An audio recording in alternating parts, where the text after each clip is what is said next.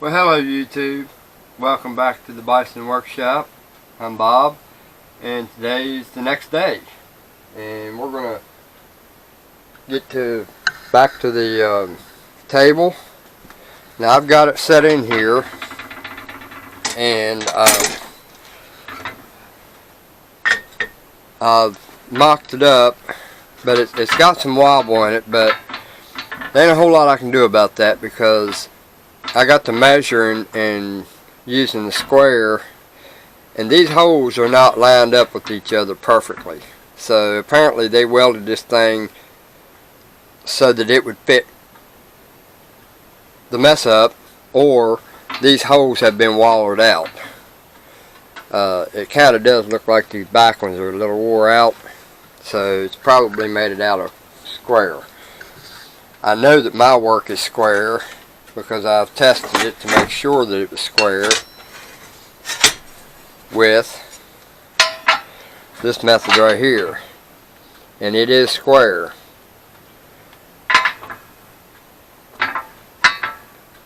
So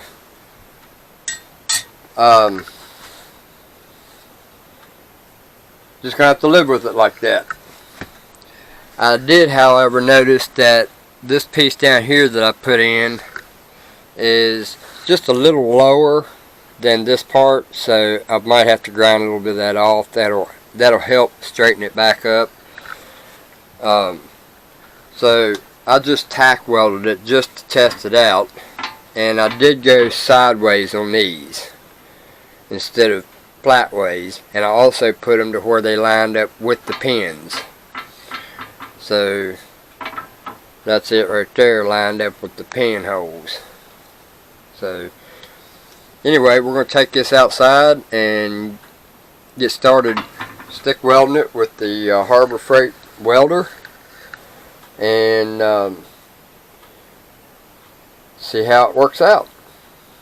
I'm trying to do this without messing up my camouflage tape, which I'm sure this process is going to mess it up. So because this I did with the MIG welder, it didn't really heat up on this side that much, but when I do the stick welding, it's going to heat up really good, so it'll probably melt my tape.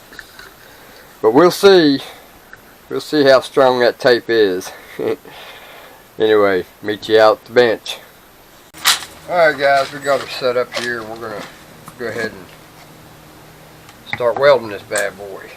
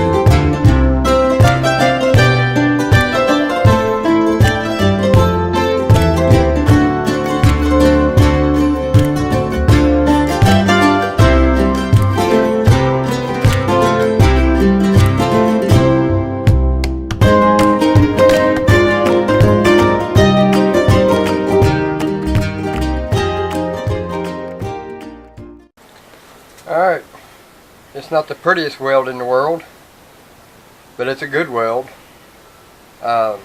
These things here, they don't have a whole lot of stress. These here are what is important. So that's why I went all the way down both sides of that, and on each one of those, because that's where the stress is going to be. And it's not really that much stress because most of it's going to be on this anyway, on these parts. Basically, these here are just going to ride on the pin along with it, so it just equals out. So we get this cooled down, let it cool down on its own, and we'll be back. Alright guys, it's done.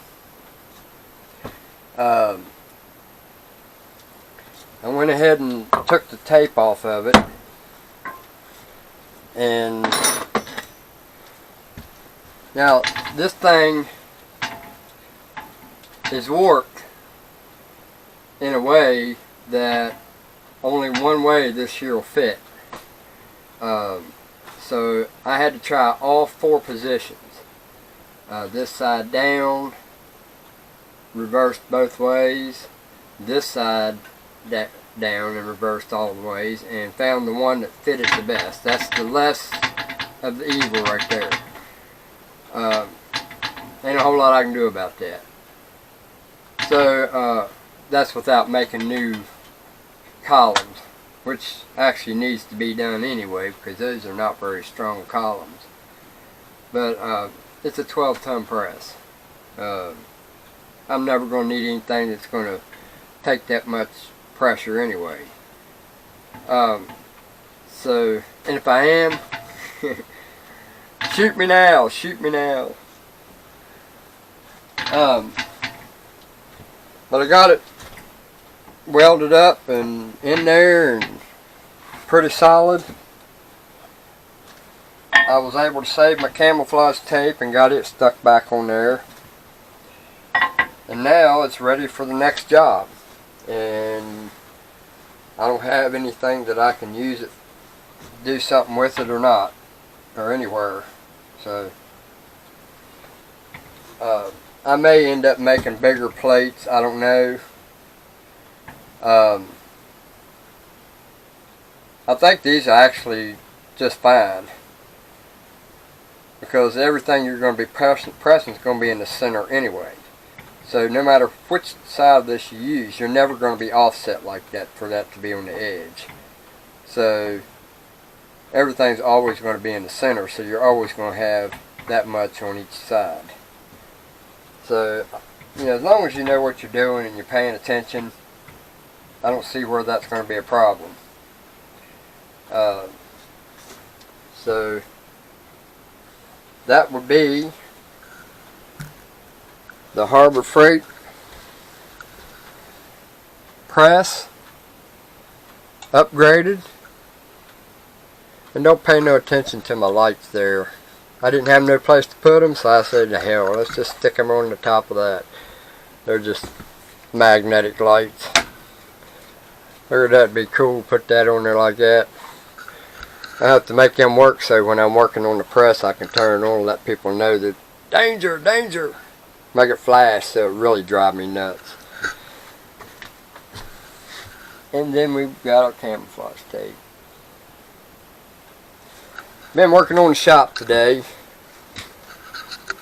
and cleaning up a little bit of stuff here, and I'm knocking everything down. So let's just set you up here so we can chat a little bit before I end this video. Good news, I'm almost up to 200 subscribers.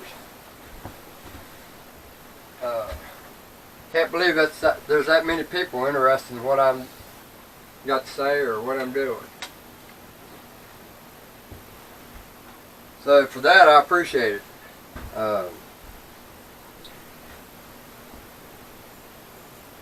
let's see, won't be long. My Bob Mullins channel, which has been abandoned forever and a day,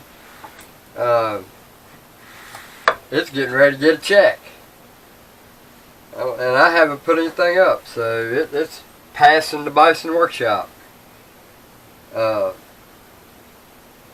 Bison's taking a little bit more time for some reason. But anyway, I've been cleaning up around here, and also I wanted to show you this. While I was waiting for the paint to dry on the press, I made this. This here hooks to the vise, goes down, all the way down, and then I can hook this to it just like that, because I got tired of every time I needed to place the clamp on my vise, I either had to do it here, and it was always in the way, because most times I had to open that so that I can spin the vise around, but that clamp was always on it, and it'd pop off and fall on the floor and everything, and it was just aggravating to clamp it here, because you know, if you wanted to loosen it up and then tighten it back down, you'd have to remove the clamp. So I got tired of that. So I decided it's time to make a ground strap. So that's what I did, and I thought that worked out pretty good. It's grounded. I made it so that it would come down and kind of give it a shape. Who knows, I could use that to put something in there. And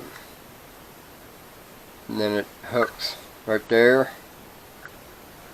And I'm thinking about replacing this, the top, with that big old 2-inch piece of laminate board. I'm thinking about making that the tabletop for that right there, and then I'm going to reinforce this thing with some 2x4s right here, because this is your vise. You're doing a lot of prying and pounding and stuff like that. You want that table to be pretty strong, and it's not. I mean, it's strong, but not as strong as I'd like. So the welder goes in there, and it's kind of dirty right now. Matter of fact, let me get something to wipe that off there with. Making y'all dizzy.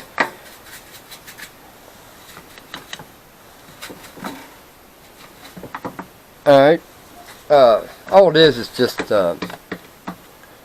half-inch press board. And at the time I was in a big hurry to get this done, so that's why it's still like this. I had meant to put 2x4s right here and strengthen that up for down pressure. And the welder, you'd think, well, why in the world would he put that welder in there knowing that it has to breathe when it's on? Well, I took care of that problem too. On the other side, I've got it opened up right there, which is also dirty. My goodness, I have to bring the vacuum cleaner in here and clean all this up. But I'm going to make a plate to go over this, that this fan works right there. So you can see the fan inside there. I'm going to turn you off sideways. And we're going to find us some kind of fancy something to put there. So that made me dizzy. Phew. I've been getting dizzy a lot here lately. Every time I kneel over or bend over, Right now I'm in the process of building a stop for my bandsaw. And basically I'm just using a big old bolt that fits the hole. This is so that you can get the same exact amount of or size of cuts. You just butt your piece up to it and lock it down, and you can do that repeatedly. So it's a repeater fence.